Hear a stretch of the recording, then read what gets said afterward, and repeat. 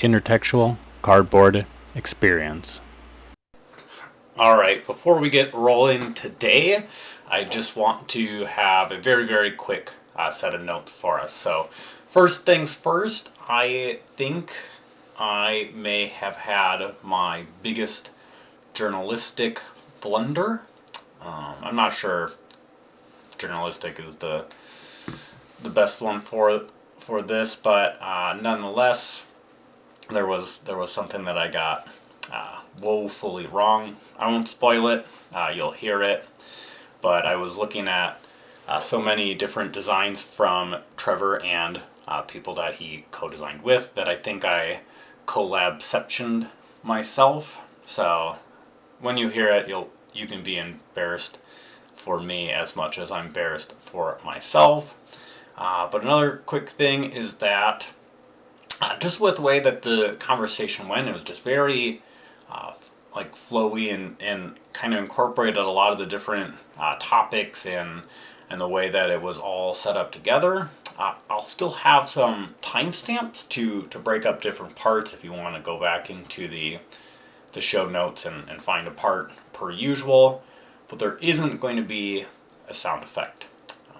That said, going to throw a little something fun extra at the end too. So, well, hopefully you are sticking around for the whole episode in general. It's a really, really good one, and then you can get to that part at the end and maybe have a laugh too. But nonetheless, kept this under a couple minutes. So, like I said, blunder my part.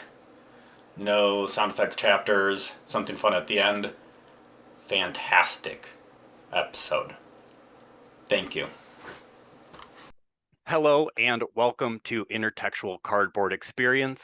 Today we have our supreme 17th guest, Trevor Benjamin, designer of some of my absolute favorite games. How are you doing today, Trevor? Very good. Happy to be here. I'm happy to be a prime number in your list. That makes me happy. Yeah, awesome. I've been putting so much thought into the words, I haven't even thought about the numbers, but 17 is good for that. It is prime.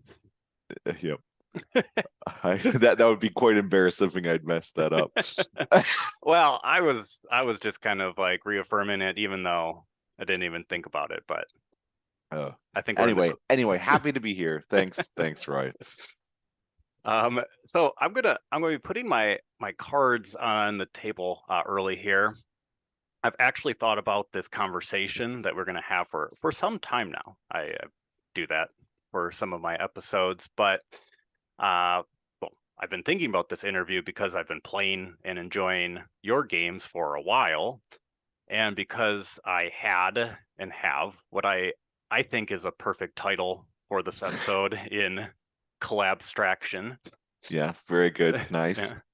And then when I kind of checked initially on Board Game Geek and then with you, and you confirmed that all of your projects are indeed co-designs, I from the get-go thought that was super fascinating and that there was so much that I could ask that was based on that.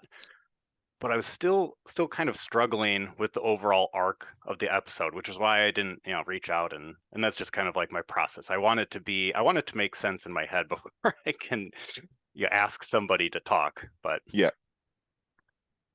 So here we are, and I am ready. Good. All right, I'm ready. Collabstractions. Okay. Collabstractions. We'll see where this goes. But the first question I have for you is about your gaming career before design. What sort of early memories of gaming do you have, and what types of games did you play? Oh, I mean, so I think, you can't meet a game designer who doesn't tell the class, mention the classic games from their childhood. But I think like not just designers, but everybody. I mean, I have a lot of early fond memories of playing games, but certainly, I have always been and continue to be an omni gamer. And so, I spend as much time playing sort of classic games, classic card games, classic abstract strategy games, like mass marketing games, as I do playing, you know, big H hobby games. And that's sort of always been the case. And I mean, given the abstraction bit, so like I should just mention, yeah, like one of the games that I sort of fell in love with as a kid, me and my brother just stumbled upon it in a shop somewhere. What was Go? So we bought. It was a little, you know, it was a terrible production. It was like, you know, it's not like a beautiful. It wasn't a beautiful wooden board with like, you know, like slate and pearls pieces. It was just like, you know, trash cardboard with little plastic bits. But you know, we had absolutely no idea. Like, you know, we read the rules and we're like, this seems simple enough. And we played. We had no idea what it was, but eventually, you know, we got it. It clicked, and you know, and I've loved it ever since. And you know, like I said, a lot of classic card games. You know, like I have played as much you know, as many games of Hearts as I have of you know, pick your favorite modern hobby game. And so I think like, and you know, but also, you know, the big ones, like I played, you know, Dungeons and Dragons, I played tabletop sort of dungeon crawlers like Hero Quest. I played Magic the Gathering. I got really deep into Magic the Gathering. Like again, no big surprise, lots of people. And yeah, and then in you know, 20 years ago or so, I discovered the sort of the German storm of games, and then you know, that sort of took over. And but again, it's always been there together with the other types of games, and I think that's yeah, I mean, that's enough of a rambling about my past. So basically, I played lots of games, liked lots of games, still do. I have a huge appreciation for games which are instantly accessible. Like none of the games I have made, to be clear, have reached this level of thing. But something like a Jenga or a Doppel, like these mass market games where it's just like you instantly, like the product just tells you what it is you have to do. Like it just instantly shows you how to engage with it. And you might have to learn one or two things, but then it's unforgettable, which is just, I mean, to me, that's like perfection, right? Like being able to design to make a game like that. Obviously, you can't do everything with a game like that. You can't tell the same sorts of stories. You can't immerse people in worlds, but you know, you can do it, like, you know, to be able to make it an engaging experience that, you know, you can pull out with anyone and it's instantly accessible and it's just immediately obvious what it is, but it's just fun like that. I mean, to me, that's like, it's for me the epitome of, or like, that's like my dream, to be able to create a game like that. Oh, that's a really interesting thought. And yeah, kind of, you know, seeing the game in its physical form, like you said, and just kind of having some instinct, like this is what it is. Yep. Huh. But yeah, I mean, okay.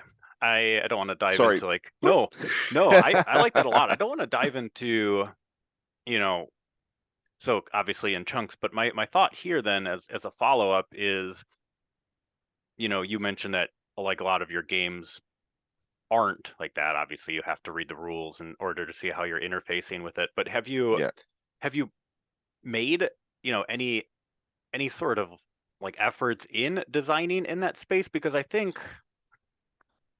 it is a different type of design than what most people are, you know, making these days. Yep. Yeah, no, absolutely. So it's I mean, something that so going to the collaborations bit, so I work with a few different partners, and certainly one of the major design partners that I have is a guy, Brett Gilbert, and he and I have been increasingly trying to play around in the sort of, you know, more mass markety space, right? Where like, you know, like we both just, yeah, that's our dream, to make a Jenga or to make a Dobble or something like that. And certainly we are trying, but you know, it's one of these things where, you know, we've had some limited successes. Nothing sort of has been published yet, but we've made it, you know, like we're getting into the rooms with some of the big more mass market people, and you know, and we're increasingly getting closer in our designs, I think, about, you know, trying to just hone things down and create that sort of thing. But it is a very, very, very different beast than even creating something which to a hobby gamer is quite, you know, simple or abstract, like some of the other games I've met, like Mandala or Great Plains, or like those, what most people would say, oh, you know, it's trivial, there's just no rules, like it's simple, it's whatever words you want to use, but it's still, that's like miles away from what something like, you know, I mean, yeah, we can talk, there are changes potentially happening in some aspect. Like there's ways in which sort of the casual side of the hobby market and the more complex side of the hobby of the mass market are sort of maybe coming closer together. But certainly when you're talking about a game like Dobble or Jenga, like it's still light years away, right? So yeah, that's, I mean, but you know, it's not to say I don't have a I don't like, and it's not that I dislike games with more complexity in terms of the rules or the interface. It's just yeah, I just very much appreciate games that have the minimum interface necessary, the minimum amount of rules necessary to deliver the type of experience it's trying to deliver, I guess. I just don't like every time I can cut a sentence or a paragraph out of rules, I'm a happy boy. And yeah, I think that's something that Brett certainly, you know, every time we chop it down from under 700 words to under 600 words, we have like a little celebration. And David Thompson, who's my main collaborator, like we make the Undaunted series, which is obviously, you know, again, a step up from Dobble and Jenga, but the whole thing is, it's still, like most war gamers would say, these are light, fluffy games compared to, you know, like the, you know, what traditionally people see as war games. So I think we both, like, you know, all the people at work have an appreciation for sort of simplification and abstraction where we can.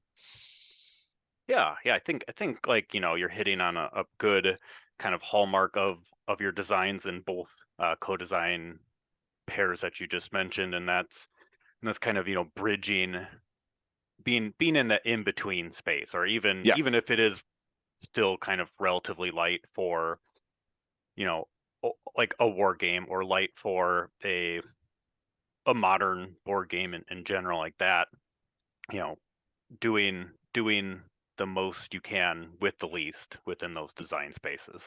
Yeah. Yeah, I think that definitely comes across. I think you mentioned, you know, with like Mandala and Great Plains, I think, you know, Great Plains is probably the one to me that sticks out, you know, the most. You know, you're just putting out a piece, and I mean, maybe some kind of you know, initial stickiness for somebody learning that and wondering about the kind of like the special powers, or like, could I do this, or could I do that? I mean, that's really about it, though. Yeah. But that's interesting. So another thing, backtracking a little bit, I have never played Go. I actually don't really know too much about Go. Okay.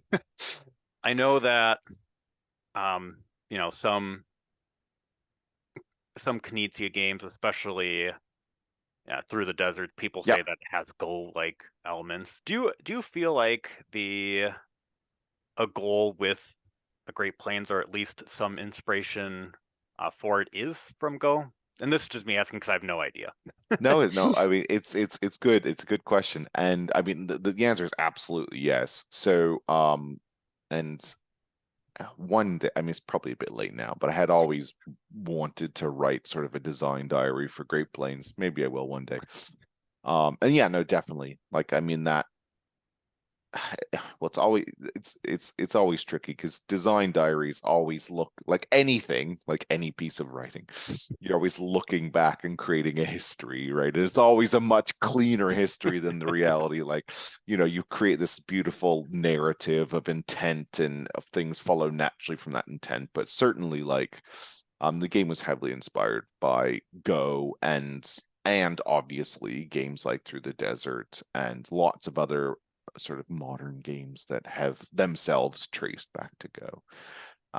And I think a lot of what I actually don't know too. I mean, I'll say it up front.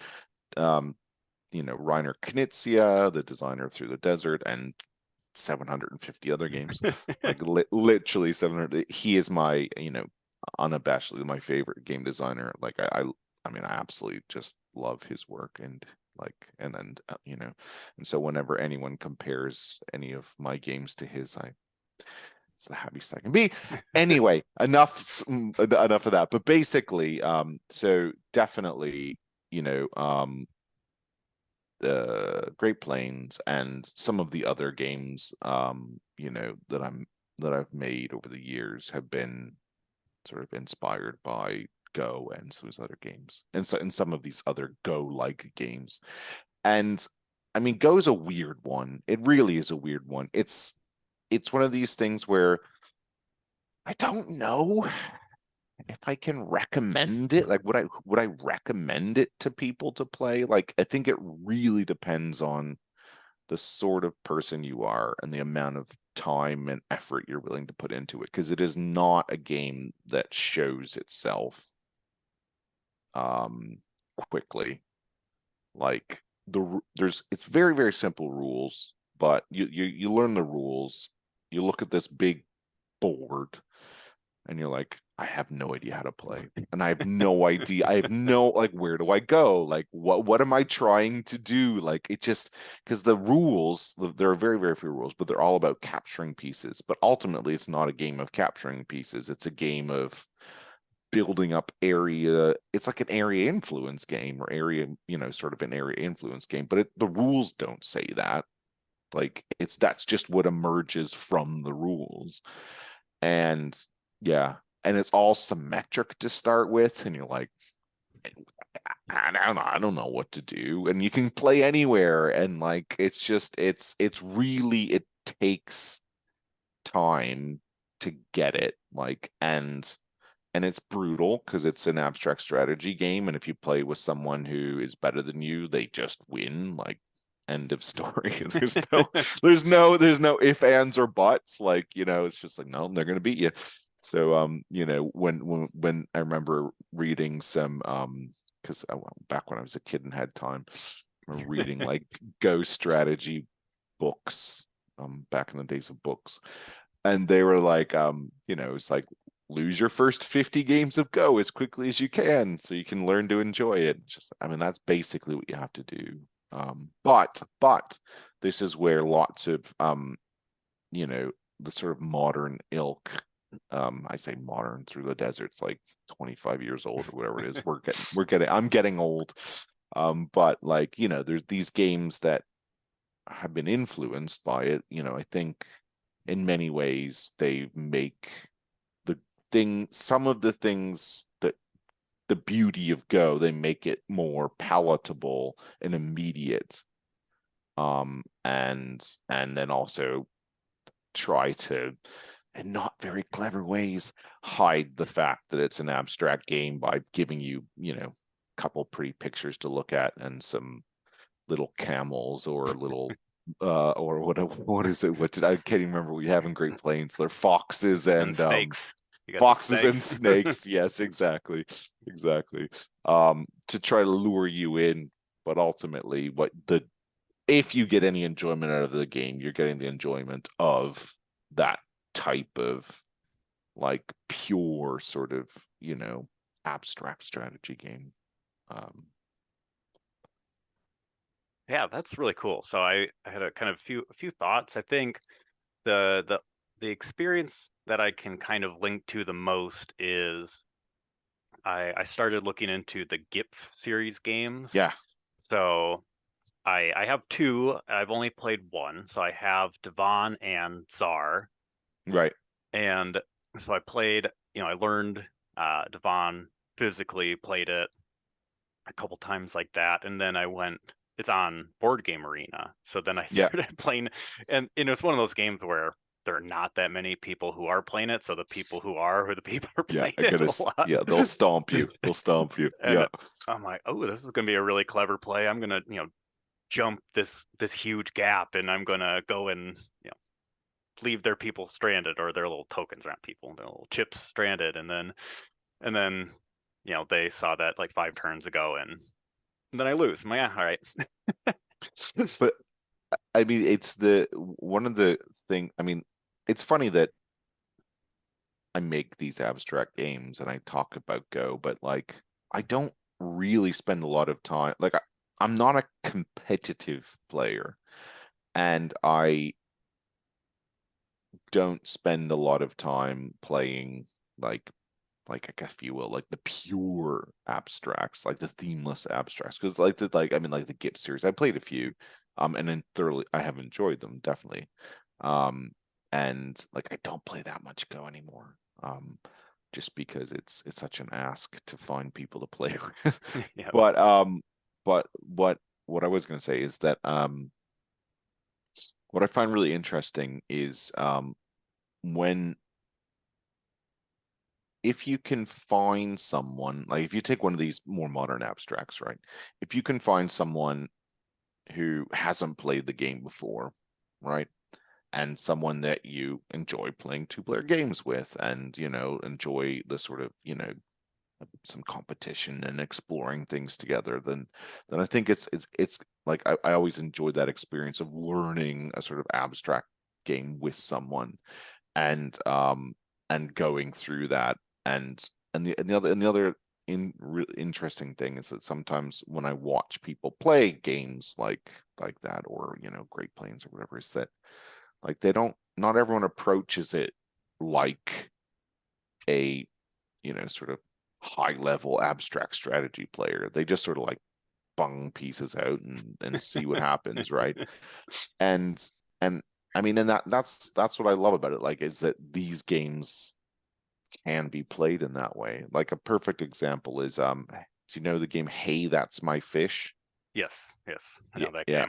like that's one of my all-time favorite games. I love it. I mean, the only negative thing about that game is that it takes longer to set up than it does to play. Like that's lit, but I mean, it's just beautiful. And like I have kids, and like it was one of the first games I played with my kids, because you can play it at the level of just I'll just go for the threes. I'll just go for the big fish tiles, and like that's it. And you can play it that way, or you just play randomly, and like the game runs, and the rules are simple, and like it's clear what you're doing.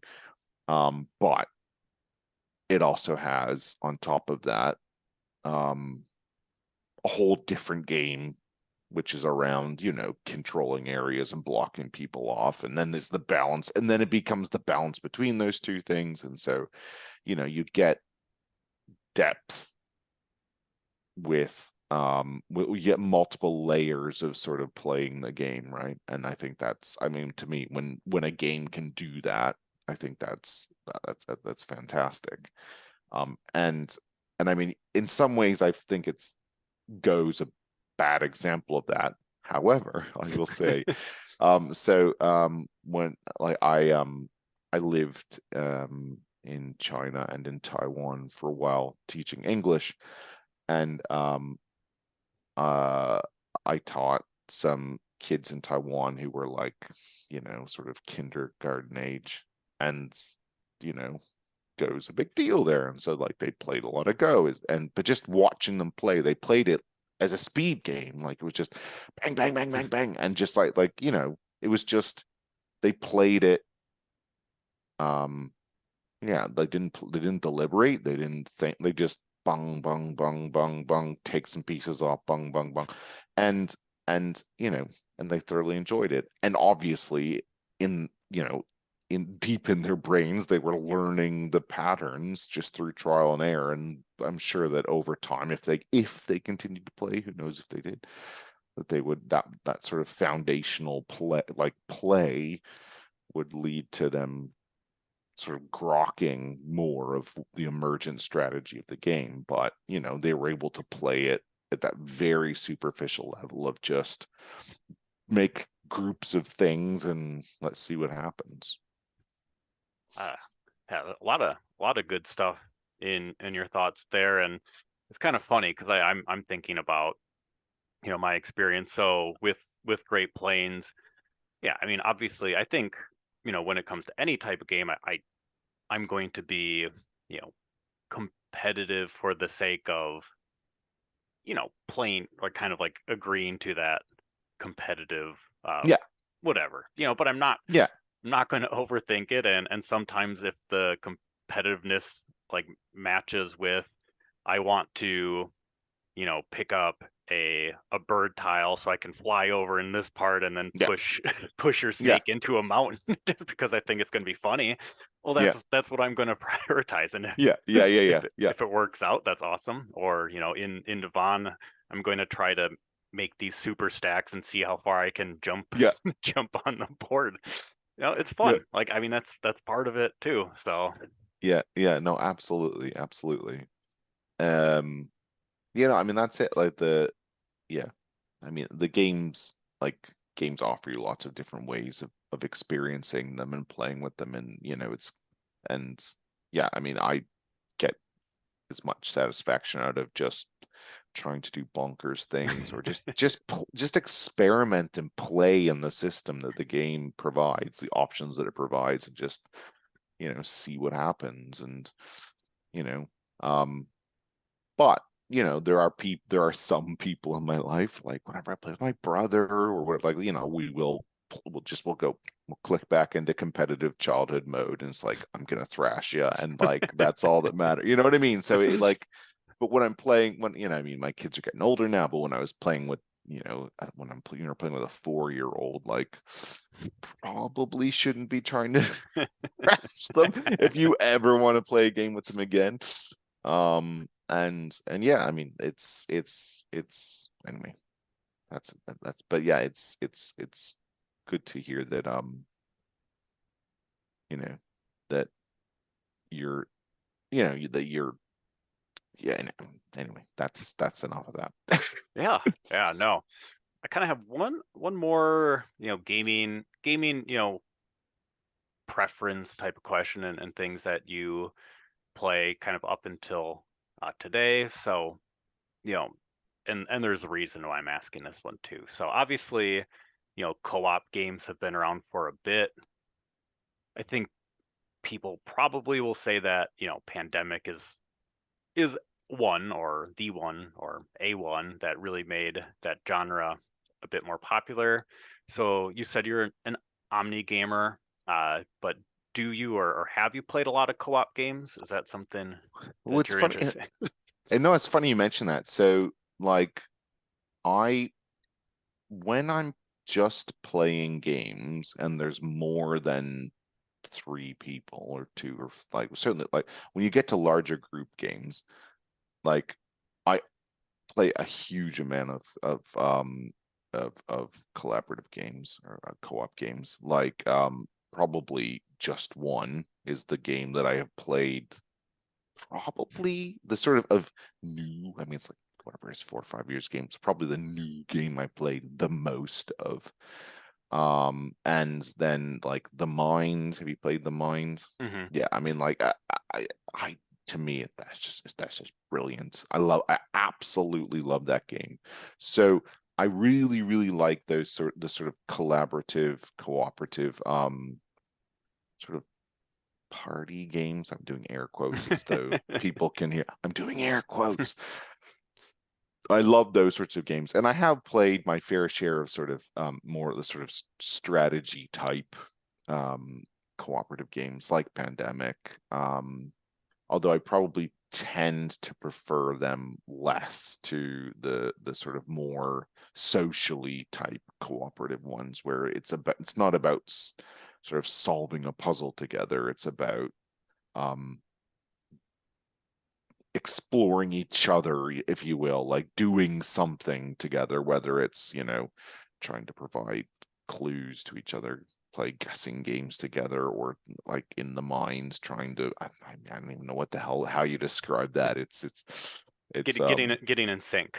Yeah, exactly. Getting in sync and then running a marathon together. It's incredible.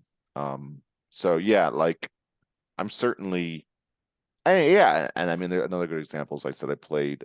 I don't do it that much now, but I did play a lot of Dungeons and Dragons and sort of role playing games when I was a kid. And I know it's not technically a cooperative because there's a game master, blah blah blah. But the game, the experience, the point of the game is to have this collaborative, cooperative experience of co-creating the fun, right? Rather than trying to, you know, optimize a particular strategy or whatever you're doing. Yeah, that makes like a ton of sense. And you mentioned, you know, Dungeons Dragons, and as of 2024, this year, I have my first and most limited experience with like a mini session that I was a part of, and Ooh. no, it was really great. I had a good time, but I think, yeah, I can't imagine how that experience would have been if it wasn't, you know, a collaborative effort, if you weren't trying Yeah, to, you yeah, know, get the most out of like interactions with each other. And yeah. and I think this one, you know, we definitely had it with the dungeon master built in some, you know, combat maybe at the end of a session, or every other, but it wasn't even, you know, all combat oriented, so it was a lot of exploration and stuff too. So it was cool. Yeah, it wasn't I didn't really need to dive into the manuals super Yeah, heavily or anything, and yeah, it was a good onboarding experience. But that's cool. Yeah, I mean, I'm I just wish I had more time in my life, because I mean, we're in the middle of this massive explosion of role playing games, like indie role playing games, and there's all of, I mean, it's just an incredible time, I think. And I would love to have more time to experience some of them. And yeah, and I think a lot of, like, there's still plenty of crunchy sort of role playing games out there where, you know, they have a big fat manual and, you know, like lookup charts for this, that, and the other, and huge, like, you know, huge character creation processes. But for every one of those, there's 10 which are just like, you know, one page of rules, and, you know, it's just like, get on with it, and the thing's done in 60 minutes and it's done, like it's a one shot thing. And, you know, I think that's something that I'd love to have more time to experience, and just, it's just a really different and creative time, I think, in that world. And yeah, just one other sort of type of game to mention that I've sort of, again, in the sort of, again, not technically cooperative, but the sort of hidden trader games. Like, you know, I, like a lot of people, discovered Werewolf or Mafia or whatever you want to call it. I think I was in university, and we just high school, and we fell in love with it and started playing it a lot. And then you know, obviously it's a whole subgenre of hobby games now. And, you know, again, it's that idea of, it's a social game where, you know, it's about, you know, experiencing each other and getting into each other's heads, rather than trying to, you know, focus on the game, the table, the, you know, the bits, the strategies are social strategies. If anything, it's you know, it's not it's just a different type of experience. So yeah, I mean, I definitely love these sorts of games. And It's funny. I mean, again, I've tried my hand at designing a few of them, mostly with Brett Gilbert. Nothing has sort of hit yet, but we're trying. But I think it's for whatever it is, whatever reason, when I tap the well of game design, it's just like the abstract sort of stratus. Like basically, it's either like my game design, like my muse either gives me some sort of area control positional thing, or a sort of auctiony bidding game with cards. Those are the two things that my muse gives me.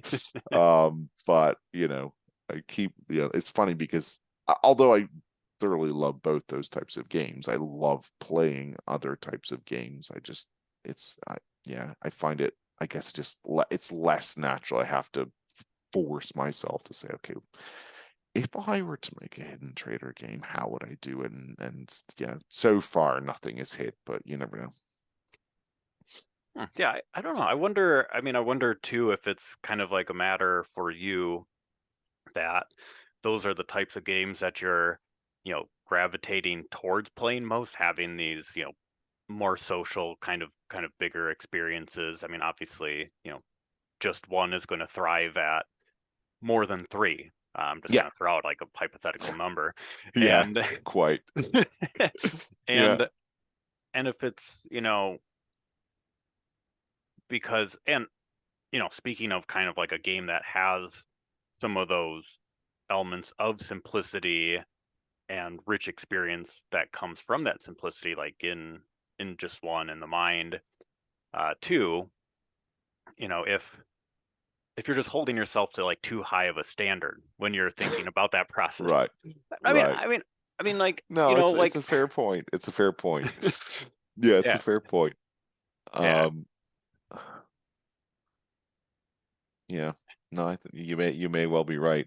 I mean, you can't, and especially when you're first, your first delve into something, like, I mean, okay, let's be fair though. The Mind was one of Wolfgang Barsch's first games, and so he just like the year that game came out, like he also had, oh God, there was like he had like 2 or 3 games nominated for the various Spiel des Jahres awards in the same year. It was like it's like he had like one game before that. So, but the point is that like that. I mean, it's a modern classic. Just one is is again a modern classic, and so yeah, maybe I should just be willing to make something that's a bit less. I'm not even saying a bit less. That was all for me to say that I believe in you. Oh, well, And thank you. I Oh, want thank you. Oh, thank you. that was the point. I wasn't going to say, hey, here's a classic, you can't do it. Yeah. No, but I mean,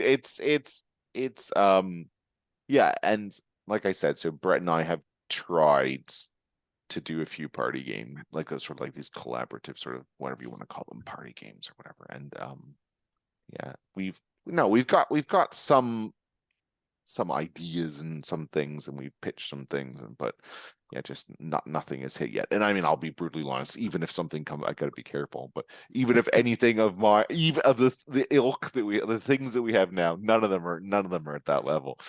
I mean, I hold both those games on a pedestal, so but I'm only whatever I am, 43. I've still got some time. Yes, like I said, I think, again, just reiterating, it's you holding them on a pedestal, which is only hurting, not you. But okay, all right. That's it.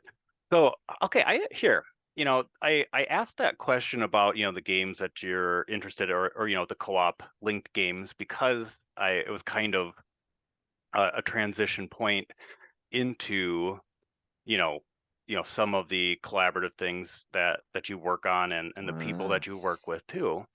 But I mean, a lot of that stuff has kind of naturally come out already.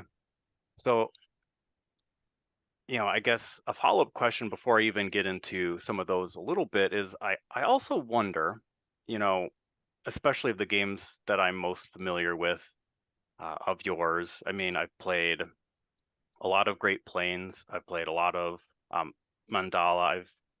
just got my first couple games in of Patterns, and Oh, great. that was fun. I liked that one as well.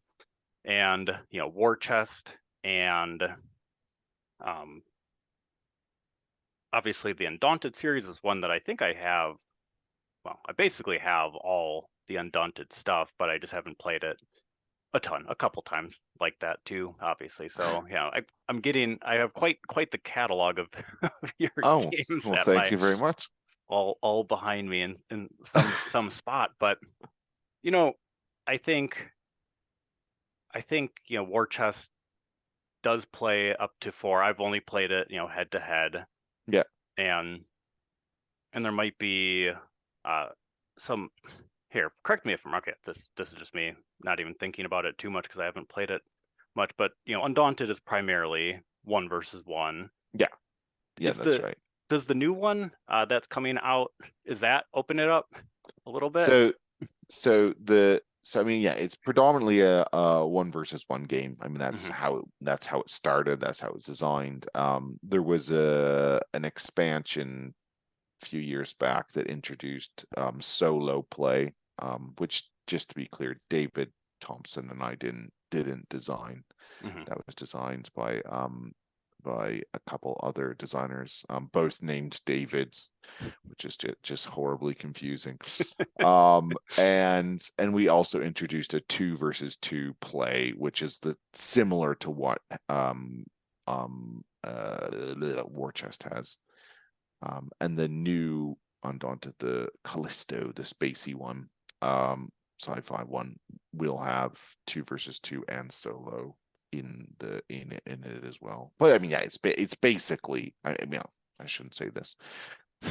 If the publishers are listening, they'll beat me down. But no, I mean, it's designed first and foremost as a head versus head game, right? And the 2 versus 2 play is, essentially it's a team game. You split up your forces into 2 and play that way. And I mean, I actually really quite enjoy it. And David Thompson says that, for him, it's his favorite way of playing them. But yeah, I think like it's ultimately one side versus another. And, the overwhelming amount of, that's where it's, sort of been optimized. Yeah. Okay. So yeah, I think just again, because now my questions, which I had all set up, they're all swirling. They've all changed. No, I'm sorry. I'm not They've all changed. Okay, But apologies. I think for the better, too, because you already mentioned that you have kind of the 2 types of designs that you're drawn towards, or the ones that you can fall back on and iterate and work with are the ones that deal with some positional abstract like feeling, and then the other kind of card bidding, and then obviously and Undaunted, like the deck building and hand management stuff then too. Like I guess like linking that to what your some of like your goals in making something bigger and more social and kind of like naturally being like a big hidden role, like a werewolf or something like that. Yeah. Like if there are any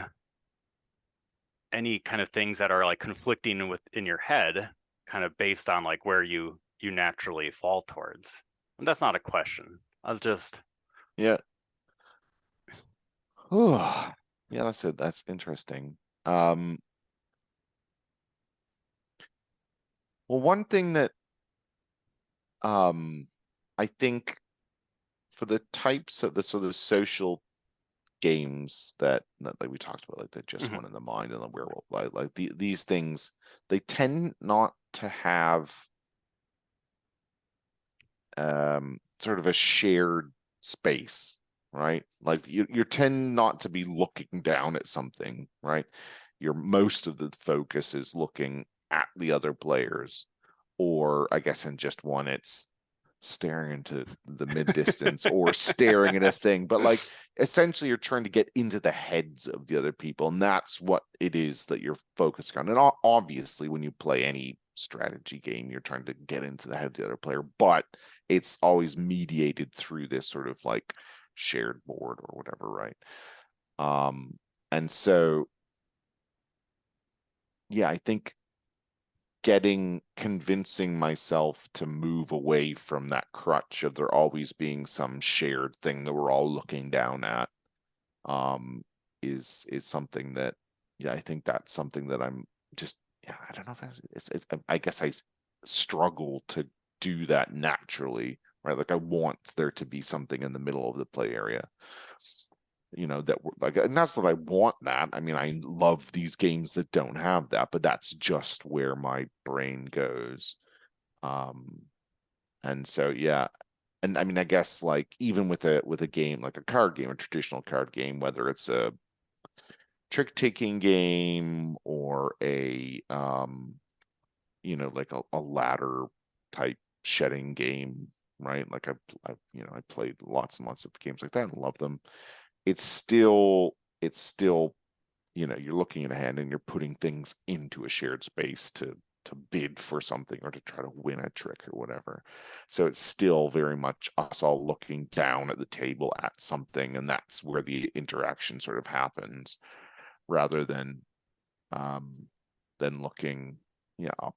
I mean, I guess something like poker is kind of, I mean, it still has that, you still have your hidden information, you have the shared stuff, like I guess if I'm talking about like Texas Hold'em or whatever, and there's like the shared stuff in the middle, but so much of the game is looking at the other players because of that hidden information and how critical that is to the game, right? I don't know. Yeah, it's an interesting thing because I do like, yeah, hand of cards and a shared space are just the cruxes of the game of where I come from. And I mean, I'll just take a tiny tangent to say that like I'm still like that's the space I'm the happiest in, and what I struggle with, and I say struggle, but I'm not really, because I'm not that interested. There's a whole world of games out there now, and no offense to them and no offense to the people who like them, where they just do away with even that and just say, everyone look down in front of you at a little personal board and just play there while other people play with their little puzzles in front of them, and we'll do that for an hour, and at the end we'll see who built the best puzzle or built their puzzle the fastest or whatever. Like I mean, I have experimented with some of those games. I made some, and like I can enjoy them.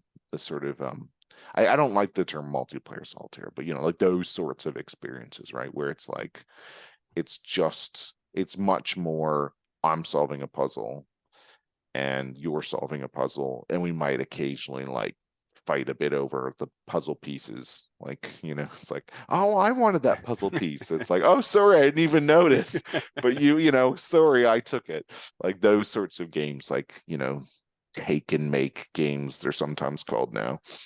And I mean, it's such a huge chunk of modern gaming are games like that. And again, I have no disrespect to the people who like them more. Like, it's just that's not that, like, to me, that's the, like, the games I enjoy the most with my friends and family are the ones that are the furthest away from that possible, but the ones where my brain is the happiness in terms of designing games is in between those two types of extremes, where we're interacting, but we're interacting in a shared space where there's still like, sort of strategy and, you know what I mean? Like those more traditional senses of strategy rather than just purely sort of like social dynamics. I think it's interesting that you brought up poker and the shared space and reading other people, because I do get a bit of that in Mandala. Okay, cool, nice. Yeah, good.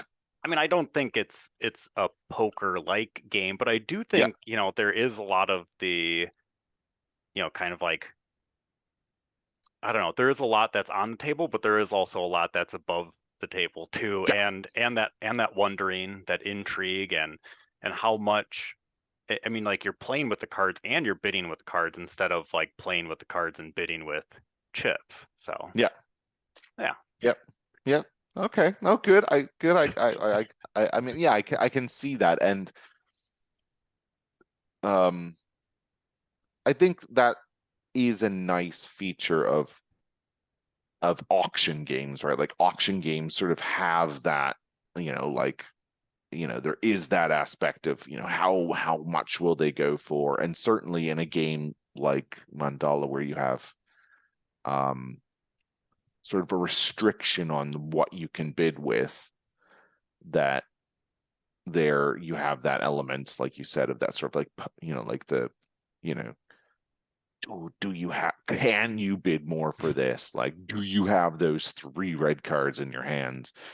And those moments when you're like, oh yes I do. Like those are like the, I mean, obviously not to the same degree, but it's like the moment of like, oh yes I did have the 7 of clubs straight flush, like, that sort of thing. So yeah, I mean, I guess I hadn't, I mean, nice observation. I hadn't really made that connection, but it's good.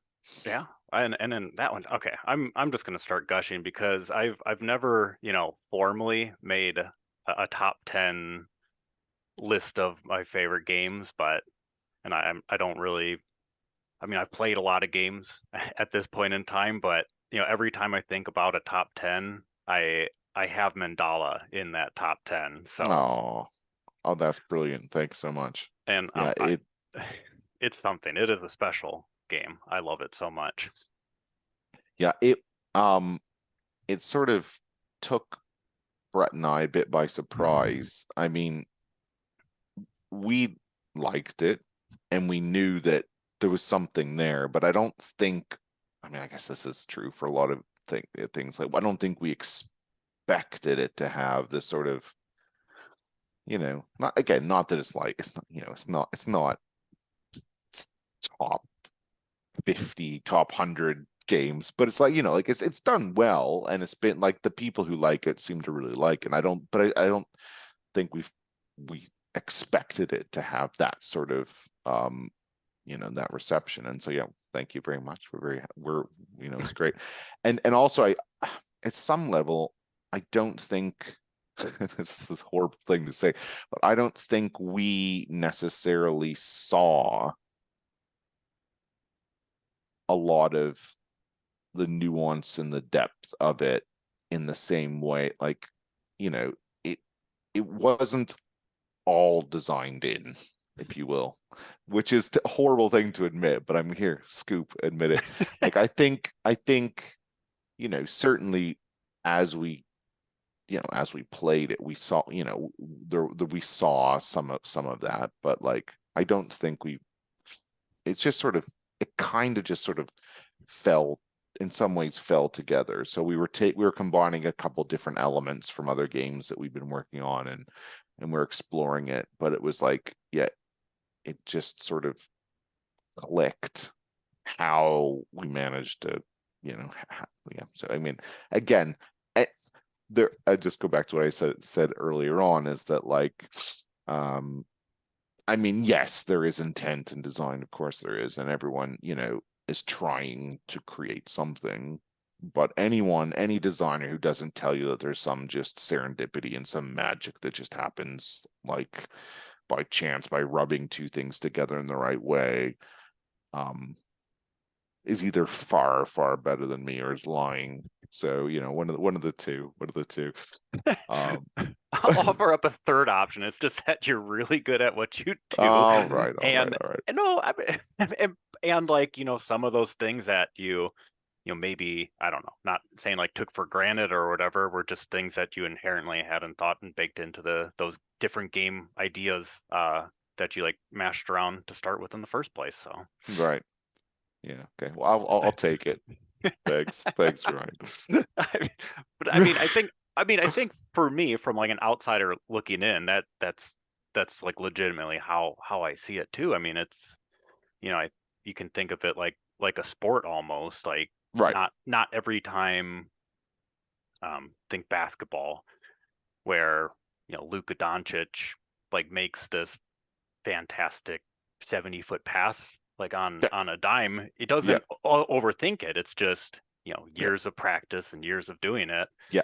Have manifested to that point. So yeah, I mean, there's definitely a huge element of that in, again, not to compare myself to him in terms of his, but just like like I still have lots of terrible ideas, and I thankfully, again, we can go back to the collaboration things. I have partners, design partners, who over the years we've learned to quite bluntly and constructively and lovingly tell each other when we have terrible ideas. We still have our fair share of terrible ideas, but the number of terrible ideas to good ideas, well, I don't know if that's true, but it's certainly like the process of finding the good ideas and separating them from the bad ideas is now a hell of a lot faster than it used to be, right? Like, it used to be, basically like stabbing in the dark and just like, oh, what if I took deck building and whatever and smash them together and see what happens. Like, most of the time it was terrible, just like most ideas are terrible, but it's sort of, yeah, you build up an intuition about things, and you build up a process for weeding through the bad stuff faster and these sorts of things. So yeah, there's definitely something there for sure. that's awesome. So okay, so kind of backtracking a little bit. You brought up Brett. Brett Gilbert. You brought up David Thompson, and kind of interestingly enough, between our initial communication and setting up this talk and actually talking now, I listened to David Thompson's interview on the Board Game Geek podcast with Candace Harris, and he talked about a little bit, very briefly, about some of the initial kind of design group that you all had in Cambridge, and so I guess who else was a part of that. And I don't really have a ton of knowledge on your group outside of like seeing names on boxes, I guess. So right. any story, any insight, any history there? Yeah, sure. No, absolutely. So it's a weird thing because obviously for us it was just okay, before I get to the retrospect. Okay, so basically the facts are that there is in the UK, like in lots of places, there's sort of various types of groups that meet up to play test each other's games, to come and try out like this whole game design thing, right? You bring in your idea for a game, or you bring in your prototype for a game, and other people try it, and you see how things go. And so there was a like one of these game design meetup groups that Brett Gilbert and Matthew Dunstan, who is another key member of this. He's an Australian game designer. He was living in Cambridge at the time. And so they basically, they set up a group. It was the two of them to begin with. They would just show up to a pub once a week and, design games. And then slowly they started, this is sort of 15 years ago, that sort of time scale. They, advertised it online, and a variety of people started coming, and they made connections. And then around, God, when was it? 2013, 2014. That's when I came in, and David Thompson came in very, very shortly after. And then there was, again, there's been quite a few people who've sort of come into it over the years. And so like around that time, there was another guy called Chris Marling, who David has designed a couple of games with. Matthew Dunstan designed a couple of games with. And then there was like, other waves of people coming in, and another big name there is Dave Neal, who's done a lot of sort of narrative games. Like he's done, he did a new version of Sherlock Holmes Consulting Detectives. He's done lots of Sherlock Holmes games, for lots of other narrative games. He's done 3 or 4 or 5 different games with Matt Dunstan. He's done a game with David Thompson that's coming out this year. And obviously, so yeah, like those are probably the sort of core people, but then there's lots of other people who have come, and some have gone, and so and it's this weird thing where a lot of the original group has sort of moved off, moved away, because Cambridge is one of these cities where it's obviously a big university, but also a lot of, so you have a lot of influx of non-British people coming in for a variety of different reasons and then leaving. And so that's sort of what it is. And so it was, it's we were just really, really fortunate that Matt and Brett set this thing up, and that through serendipity, a bunch of people came in who that was my first exploration of properly doing game design. I'd always had ideas for games. I'd always had, I tried my hand at it, again, sometimes on my own, sometimes with other friends, but we didn't really know what it is that you do to make a game. It was very much in that I very much had that idea that it's just like, you have to have the right idea and it all has to just work. And then you just vomit into the world and it's done, right? Like that was the sort of idea I had of game design, which is of course foolish because it never works that way. It's an iterative process, just like anything else. And so, I managed to learn that from these people who be like, no, you have to make something and it'll be bad and we'll see if there's anything good in it. And then, you pick those bits and you make them better and throw away the bits that are bad. And then also that's just the design process, but there's the whole business side of it as well. Like you have to go out and meet the publishers and make the contacts and go to the conventions and blah, blah, blah. And so it was great to have a couple people who'd had, when we arrived on the scene, who'd had some experience and success with that. But a lot of it has just been, a group of people sort of growing together and helping each other out. And from that, I've made both sort of hopefully lifelong game design partners, but also lifelong friends. Like, David Thompson's one of my best friends. Brett lives up the road from me, and, he comes over all the time and he knows my family, and, so we're friends. Like, and I think that's, obviously that isn't always going to happen in a collaborative partnership, but I think, like, to me, that's a big part of what it is. Like, I don't want to design games of my own, because I don't, ultimately this is still sort of it's not a hobby exactly. It's sort of a jobby, right? Like it's, I still have a proper job. And this is on the side. It's more than just a hobby, but I still want to enjoy it. I don't want it to feel like work, and I wouldn't want to spend this time working with someone who I don't like. Or like I work with them because I have to, so like, so anyway, I'm rambling now. Let's get back to, so basically that's the situation with Cambridge, is that it was the Cambridge meetup group, right? Is that Matt and Brett set up this thing. A variety of people came in, they've come and gone, but obviously there's still partnerships that have continued after people have left. So Matt Dunstan has gone back to Australia now, and him and Brett still make a lot of games together.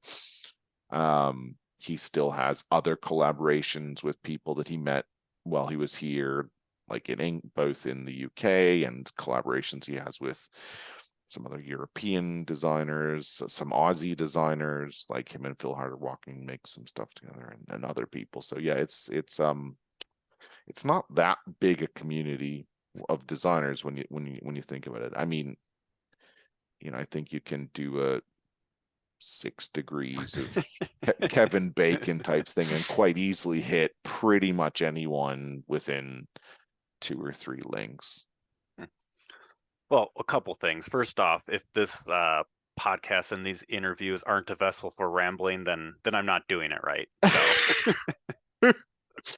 Good. Okay, so that thing one, and thing two, I think it was probably on Twitter or social media in some degree, but it had a lot of the collaborations in those circles, kind of like you mentioned. Oh yes. Yeah. So it's like that, and I don't know. I'm pulling for sports. I don't know why my brain's on sports, but it's almost like a Belichick coaching tree, or a yes, yeah, exactly, or a Popovich coaching tree, or something like that, where you got the Brett and Matthew coaching design tree. Yeah. Well, this is it. No, that's exactly it.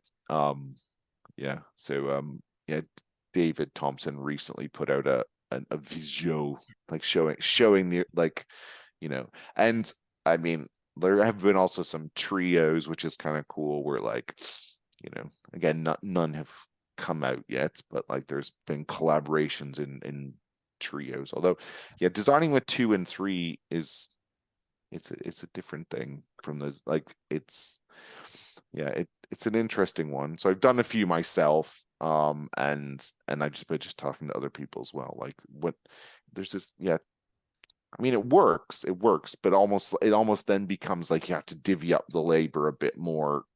Anyway, that's a whole separate thing.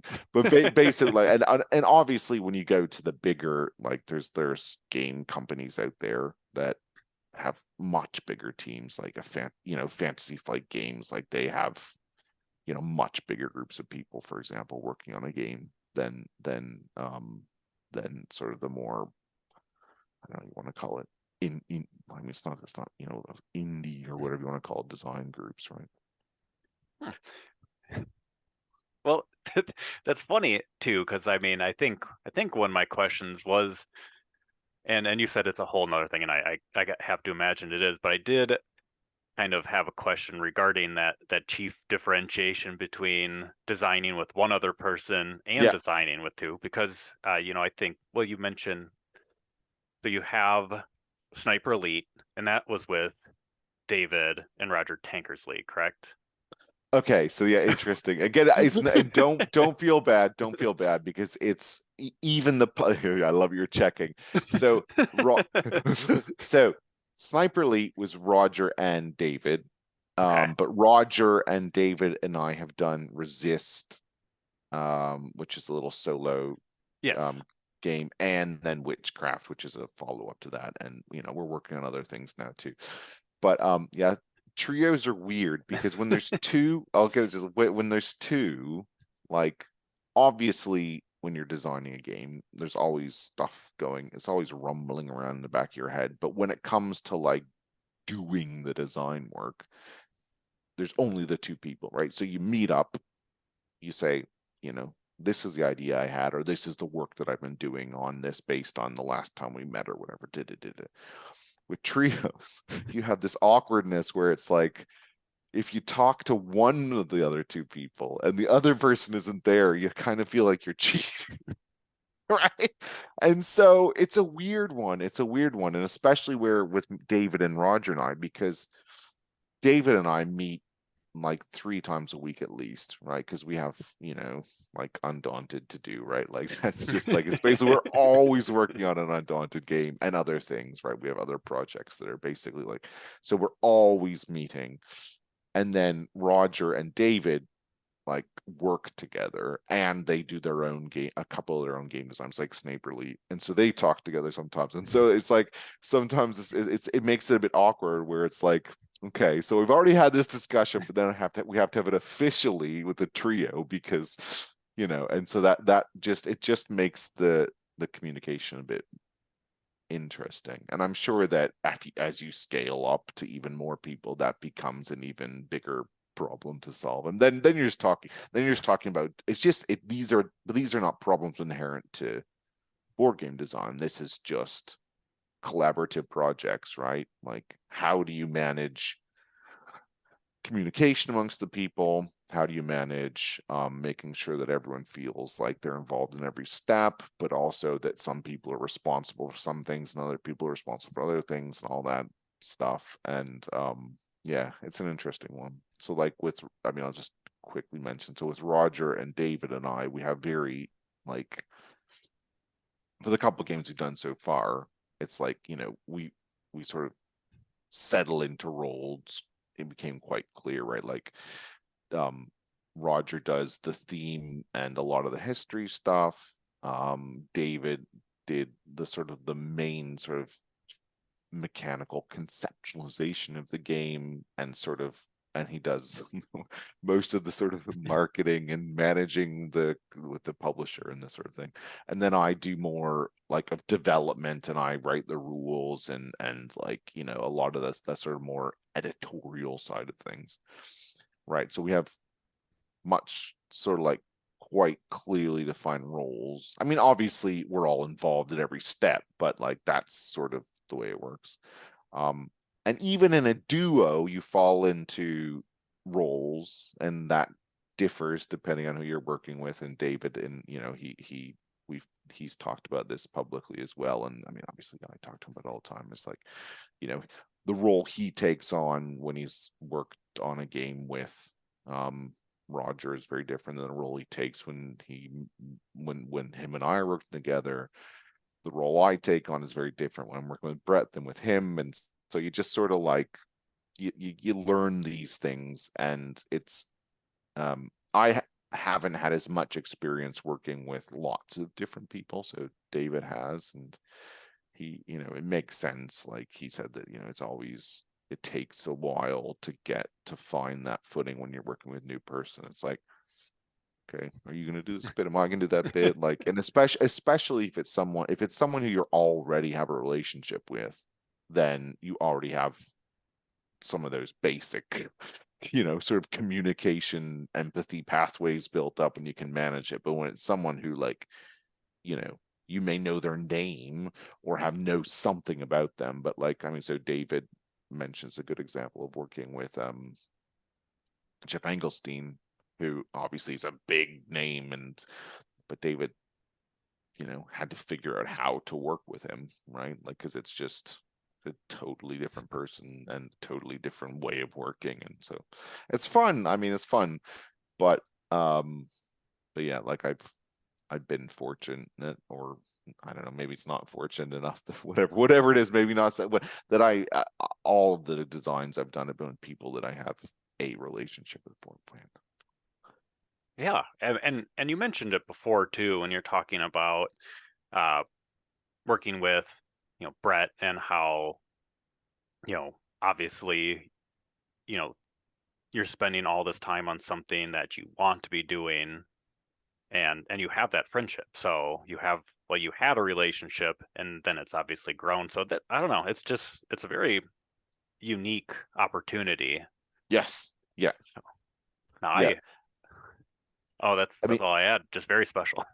Yeah. Well, no, and like, even before I got into these design partnerships, like when I was fumbling around in the noughties, like with game design, in a couple cases it was with other friends. I mean, I say from back home, from my old friends from Canada, and it was a way for us to have a reason to meet up regularly, and do, try to do something. And so it was like a joint project, collaborative project, just like some people meet up to play a sport, or they meet up to, go fishing, or they meet up to, whatever. Like, it was a reason for meeting up with someone and and I think that's something really nice. Like, a lot of game design, and I mean, if you actually look at the sort of the big, like a lot of the game design partnerships, the ongoing ones, when you sort of listen to the podcasts or meet the people, or you find out that a lot of the time that's what it is. It's like, oh yeah, we've been friends for a long time, and then whereas with me and Brett and me and David, it was we all intentionally wanted to do game design and met up, and then through that formed the friendships. But I think I can't imagine that there are many people working in hobby game design who have a long time partnership with someone and don't get on well with them, because it's like, Christ, there's a hell of a lot easier ways to like to spend your time and make money than designing board games. Like, God. We're gonna meet from 9 p.m. to midnight 5 times a week, and I hate this person. Exactly. It's I mean, I wouldn't want to be in that situation anywhere, but it's like, I'd better be making, I'd better have a boss who's telling me to do this, and I better be making, 6 figures if this is how I'm going to be spending my evenings. Oh, that's great. Okay, well, I mean, honestly, in terms of the collaboration questions, I mean, there's a lot of things that I had written in various spots that you've answered to different degrees, and a lot of questions I didn't even know that I had that you wound up answering too. So thank you for doing my job. But you're very welcome. But you kind of mentioned when you're talking about falling into a role within like the design group, whether it's a duo partnership or with a couple other people. And you said that a lot of your work, obviously all parts together, but you mentioned that you are in the the development and the like rules and refining, and that part of it is your role. But I had a question here, which is kind of like that, but I want you to give yourself a title with this as well. All right. Okay, go. So this was what I wrote. So I said, if you were to give a brief title to the role you feel within the design team. So, for example, I wrote the wild card or the visionary. Ooh. I don't know why they came to my head, and I wasn't necessarily presuming that's what you were going to pick, but they felt pretty bold, so that's why I picked them. Okay. But you have to give yourself a similar title. Right. Well, it's interesting. So I'll let me think. I'll pick the David one, I think, because it does differ, right? Like with Brett and me and Brett, like he's definitely has a better of the sort of developer editorial, like for the games that he and I work on, he writes every single rule set because he's exceptionally good at it, and he whittles away all the crap. And so I've basically with David, I sometimes joke with David, and I say, David, you get a bad version of Brett when you work with me. But whereas with okay, let me think. So so for David, if I had to give a title, that's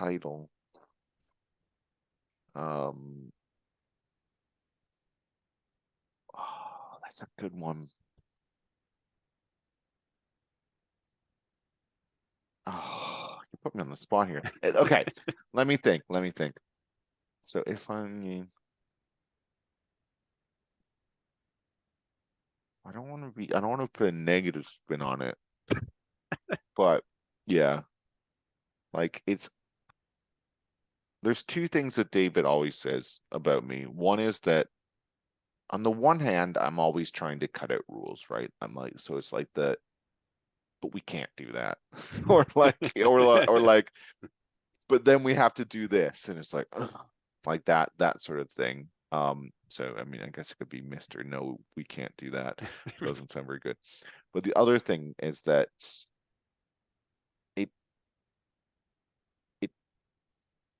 I really try to chase fun. Like I want it, like I don't want to settle for something which is just okay. And I think with David, like there are like a lot of the times, not that he's willing to just push crap out, but like, I think there's been quite a few times over the years where like he would have accepted something that I'm just like, no, it's not good enough. It's not good enough. It's not good enough. It's not good enough. It's not.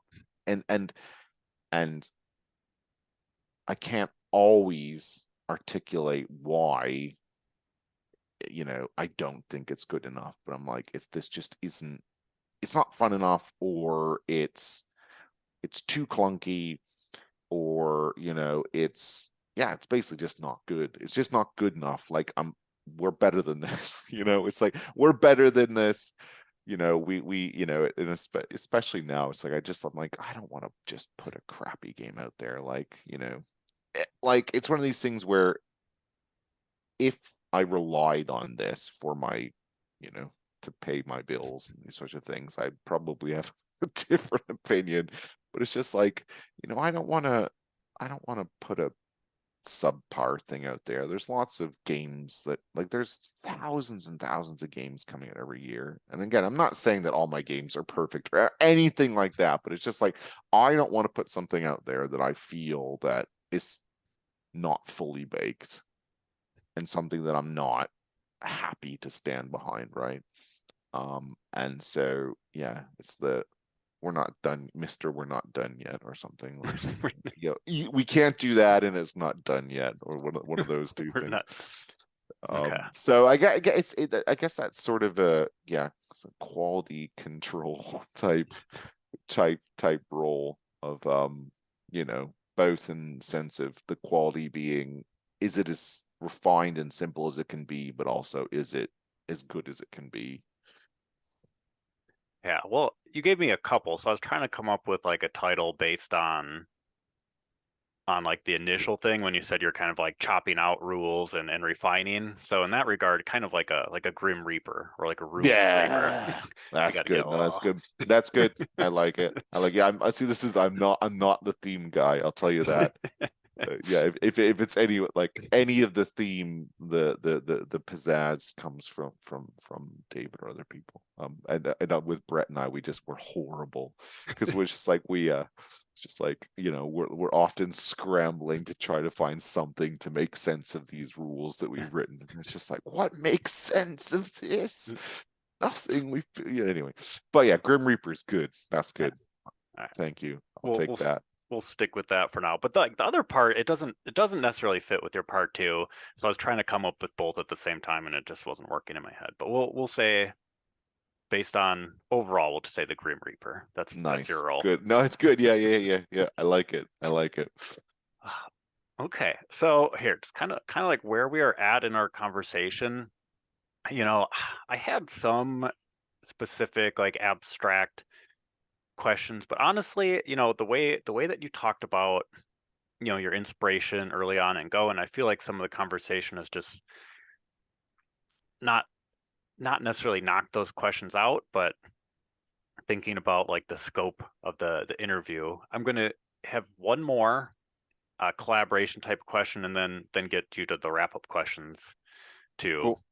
So I don't have to like keep you up until midnight again. It's all good. Don't worry. But okay, so here's the final kind of collaboration question. So this is like a structural note. Sometimes some of my episodes I will try to have a particular format or part of it be a format. So like initially with this one, and it wasn't going to work. I could tell early on that it was going to be like a complete failure. I wanted to like give it a go.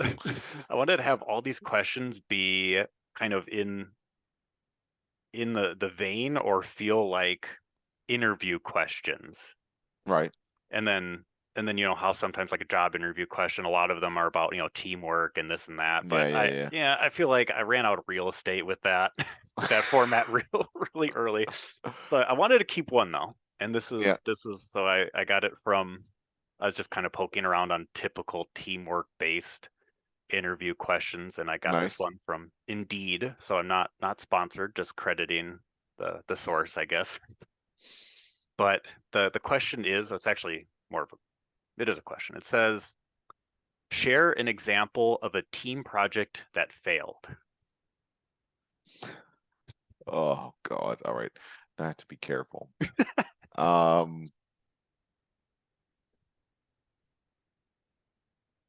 right, without getting too specific, because I don't want to offend the people involved. So I'm gonna twist a little bit, because so here the team is not the design team per se. Like well, I mean, it is a design team, but basically, the way that David and I work, I'll take David, but I mean, it applies to other people too, is like, you know, obviously the creation of a game is always a team effort, which extends beyond the design team, you know, and you have to find, I mean, unless you want to do the whole thing yourself, but even then it will be a team effort, is you're always going to eventually have to work with a publisher and work with them, and the nature of those relationships can vary drastically, radically, and that's a whole other discussion.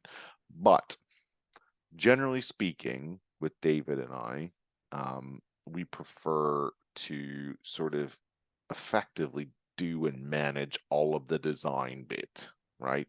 And even the like occasionally sort of for the fine level development, there's some like the publishers involved, but generally speaking, we just say like, here's the game, like play it, see what you think. If you have any feedback, we'll go back and we'll incorporate, you know, make some changes or push back or whatever it is. But essentially, like, it's us doing the design and most of the development, right? Like, I mean, in development, and by development here, I'm talking about like the gameplay aspects of it, right? Obviously, when it comes to things like art and production, whatever, like that's a much like that has to be a team effort. But on the design part. Now, that being said, we've had a couple of experiences where we worked with a publisher who, you know, really wants to get involved in the design process, and yeah, a few times that has failed, and it's not. And the interesting thing is not that I don't think that model can work.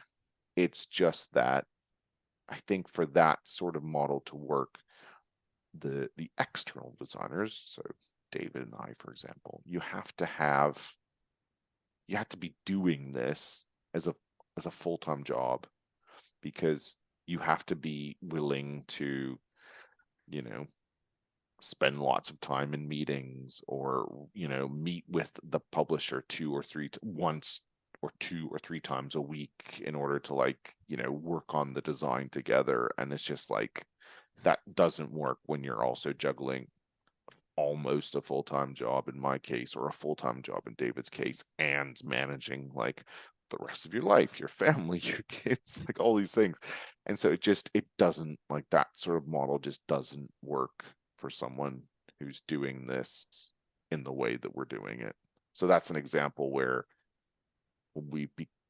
having gone through that now, we're a bit more cautious when we first make contact with a new publisher to try to feel out what it is they're actually want and expect from the process of making a game together. Like, you know, not to say that you can't make changes to the game, that's fine, but like, you know, if you want to make changes to the game, like, you can make changes to the game, but we can't then spend hours going back and forth about, like, you know what I mean? And if you want to overhaul the whole thing, like, either you can do that and then it's yours and, you know, fine, or you don't do it, but like, it can't be that we're involved in every step of the way. And like, it's just because then, you know, it just becomes too big a time commitment for something which is ultimately a jobby. Right. So that's an example of I guess, I mean, you can view as a failure, right? In the sense that a project was started and it did not complete in the way that all parties involved in that project were expecting it to complete. But I mean, I certainly, from my perspective, view it as like I learned something from it. Like all good failures, I've learned something from it, to learn that like there are different ways of working, and you just have to know going into something what it is that how you want to work or how you can work. Like it's not, again, like I said, it's not like I wouldn't enjoy working on that sort of thing. It's just I can't commit to that sort of thing, right? So I think that's, yeah, know what it is that you're getting into, try to get that as clear as you can up front, and then work under those constraints. Well, we can definitely blame Indeed for the word fail in Yeah, there, but yeah, and obviously, understanding that all life experiences are going to have, those learning elements to them too. And I also kind of, am thinking, with the way that you do collaborate with, for the example that you said, David, and for like a lot of people who aren't designers, like myself, or who haven't designed even many games, or just have done it in different ways. And there are definitely, I mean, so many different, publishers and processes out there that yeah, it's that not everything is going to be a fit. And yeah, I guess much like a job interview too, like you obviously you want, if you're interviewing for a job, presumably you want the job, presumably you want to get paid, but you also have to make sure that it is a good fit. So figuring out like how that is, and especially with another person, like syncing up your schedule with them, trying to figure yeah. out how that's going to balance with other people who are wanting to like design and develop differently than the way that you had imagined to. Like makes sense to me without having experienced it, obviously. Yeah, but like, there's nothing. I don't think there's anything unique to game design here. This is just any sort of collaborative project, is that you have to know, like, either know going in or be able to work out quite quickly how this is going to go, and basically be willing to either adapt or know when you can't adapt, and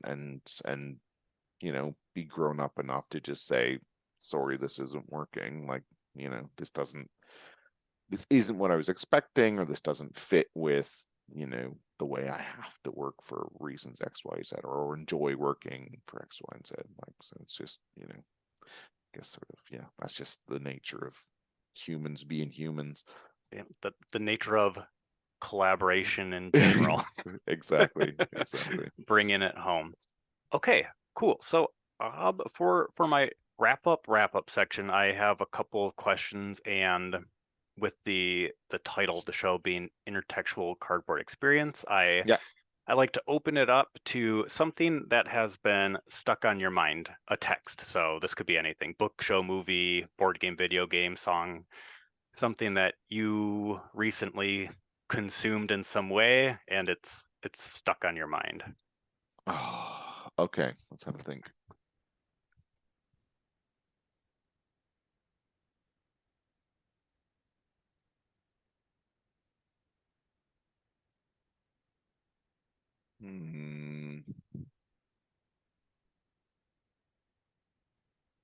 Oh, here's a good one, and it connects to games.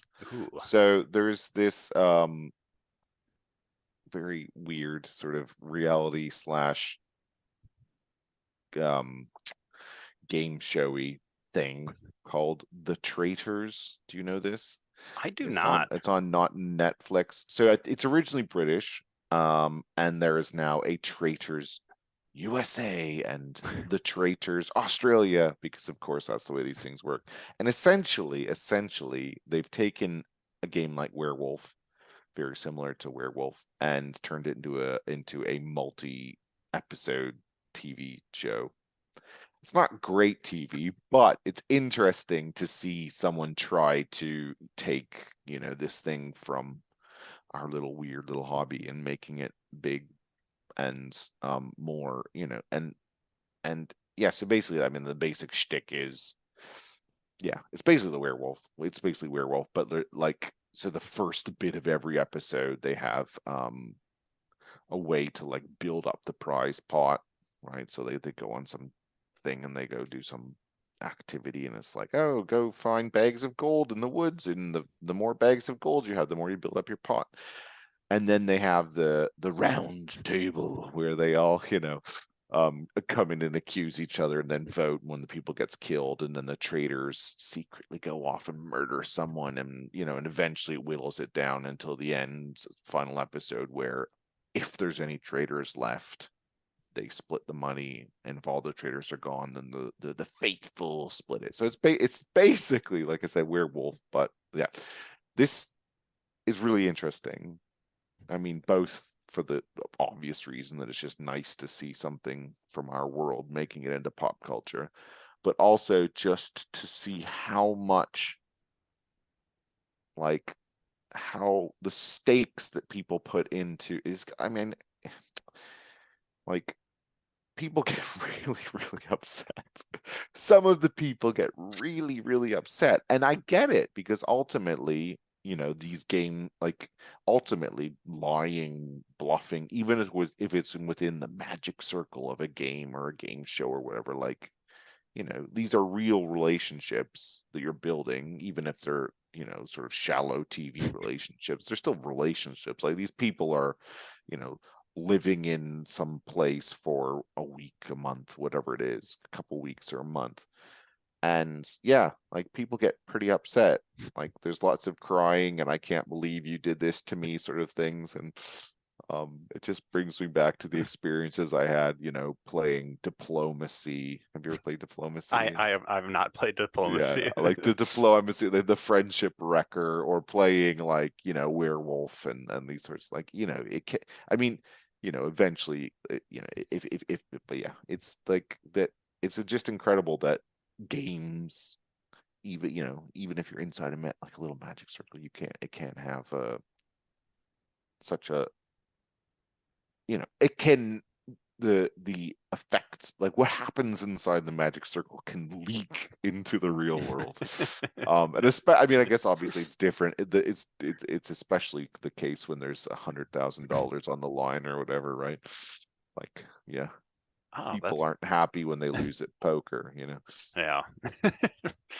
Huh, that's funny. I can't say that I've ever heard of that one, so I've got it typed in, and if it's, like you said, just a Yeah, little bit of that slice.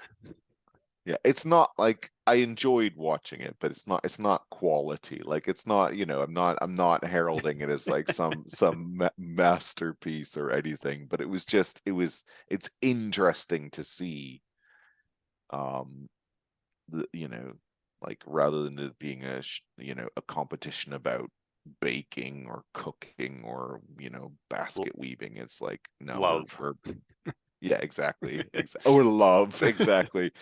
It's our quizzes, like, so, like, no, it's a trader's game. Well, I'll make sure that I take your audio and just make it sound like you are promoting it as the highest quality of television Yeah, good. Yeah, that please do, please do. As long as I get some royalties all right, I'll reach out. or something. Okay, so the final question, you mentioned Undaunted Callisto, and that's going to be a 2024 release. The Yeah. next game in the Mandala Ooh, series will be as well, and that's indeed. Flowers. Yeah. Other things that are announceable to be on the lookout for from you? Oh, what else is coming this year? So a war chest expansion, the third war chest expansion, has just started shipping. I got my copies like last week, so they should be coming out soon. This is it's called, God, what's it called? Nightfall. Yes, War Chest Nightfall. So we were really Dave and I are really happy, because we weren't sure if War Chest was going to have any more life in it. But AEG, the publisher, reached out, whatever it was, 18 months ago now, and said, oh, come on, let's do one more. This is, but they did this big Kickstarter where they were making expand. It was something, had some silly name, expansion or something. It was like, but it was basically a Kickstarter where there was like they were selling expansions for like 3 or 4 of their games at the same time. Expansion extravaganza. Extravaganza, yeah, that's it. I was trying to blend the two, but I guess they were smart. They were smart enough to realize that they are unblendable. So yeah, that has just come out. And I don't know if it was this year, but Great Plains, we have another game, which is a Great Plains type game. So it's called Great Lakes, which is the same. Yeah, so that will be coming out, but they announced it last year as a last year release, and it didn't happen. So maybe it'll come out this year. But or maybe they'll kick it to next year. I don't know. But yeah, I mean that's enough. I think I'm trying to think if there is anything else coming out this year. There's one of my favorite games of mine. Again, this like if I love it because it's nowhere near anything like Undaunted or Mandala or whatever. There's this little dice game that Brett and I made. It's called Snack Rabbits. It's coming out by Amigo, which is this big German. It's funny because like this big, German sort of family game company. Like that they do Bonanza, which is obviously a classic, and many other games. And so we were very, very happy to get a game with them. So it's this little dice and card game, but it's just a silly little sort of gambling game essentially. It's all about managing risk and rolling dice and hoping. But yeah, it's really like the artist that they got is a children's artist and has really cute children's like illustrator for books, and then like they've got really cute pictures of rabbits and vegetables and things. It's cute. So that's what I'm very, very happy with. Like I just it's the closest thing I think in my catalog to a Jenga or it's not anywhere near there. I've gotta be careful what I say.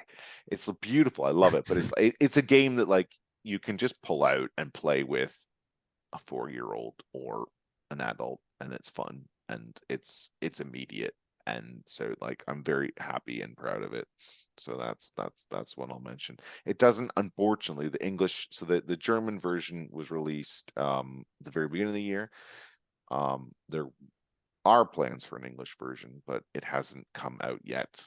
So I don't know. It'll be sometime this year, but anyway, that's enough talking about my games.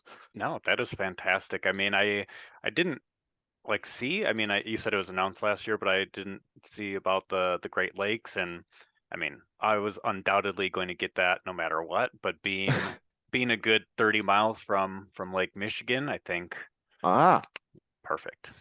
Yeah, no, definitely. And yeah, like that's exciting with Callisto and Snack Rabbits, and I know that. I mean, I remember seeing the War Chest expansion because I have the first 2, but I remember keeping tabs on it and still missing it, so I'll make sure that I get that. And it's a hefty box now.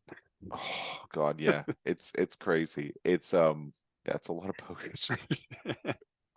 Yeah, we we were really happy. I like War. Like I mean, Undaunted is the one that we spend the most time on, but I mean certainly I love making it and it's a good game, but certainly War Chest is the one that fits much more with my sort of sensibilities, obviously, because it has like it's this abstract strategy game. But yeah. So I mean, yeah, I was very happy to get a chance to play around in that world again, and yeah, I mean, hopefully, maybe we'll get to do it again someday, or maybe make a second edition or something at some point. Who knows? This is the other funny thing is, I mean, it ultimately, it has to come down to you know, what the publisher sees as sort of a sensible thing to do. So I guess we'll just have to see how it goes. Well, no matter what, if it's designed and you're a part of that design, I'm instantly intrigued. So I'm looking forward to all the 2024 and beyond releases, and I really appreciate you taking the time to talk to me about the collaborations and the different like processes and games that you played. And I don't know, I think it came together so well, and I just had such a nice time.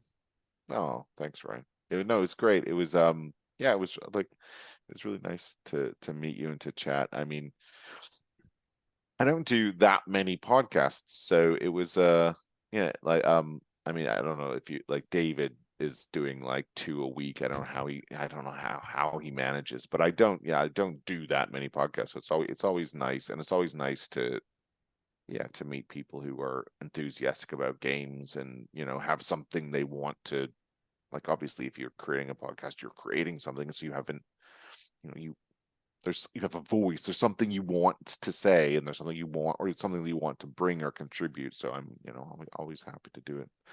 So thank you very much. Yeah, well, I appreciate it. And yeah, thing number one is just getting the stories and experiences of people like yourself, because without that, I would just be rambling, which I've done before.